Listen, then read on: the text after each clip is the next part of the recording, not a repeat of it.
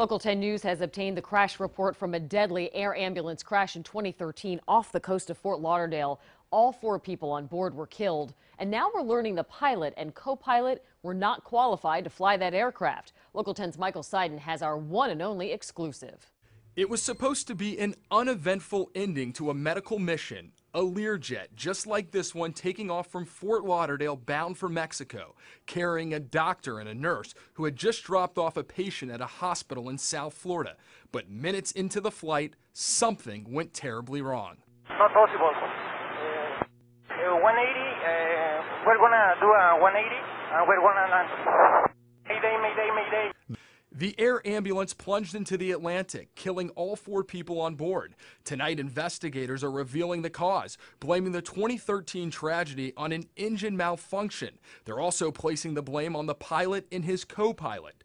In a newly released report from the NTSB, investigators believe the deadly crash could have been prevented. Writing in part, the airplane required 2 fully qualified flight crew members. However, the co-pilot was not qualified to act as a second in command on the airplane, and he provided no meaningful assistance to the pilot in handling the emergency. They went on to say the airplane would have been more easily controlled and could have been successfully landed. It's sloppy. It's negligent.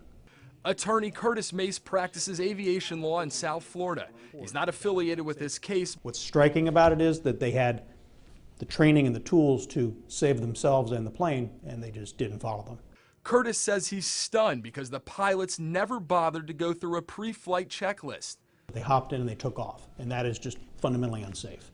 Unsafe and tragic, says Curtis. He believes this crash should serve as a cautionary tale for anyone who flies. If you're flying a major U.S. airline, there's really no question about their safety. But the fact of the matter is, when you go down to smaller, charter, solo, particularly foreign operations, I think any one of your viewers needs to use due diligence for their own safety. We reached out to all the parties involved, but so far our calls haven't been returned. We're in Fort Lauderdale. I'm Michael Seiden, Local 10 News. And Michael tells us that we just received a statement from Air Evac International saying, quote, with a heavy heart, we received the findings of the NTSB report. We continue to mourn the loss of our transport team that was involved in this tragic accident.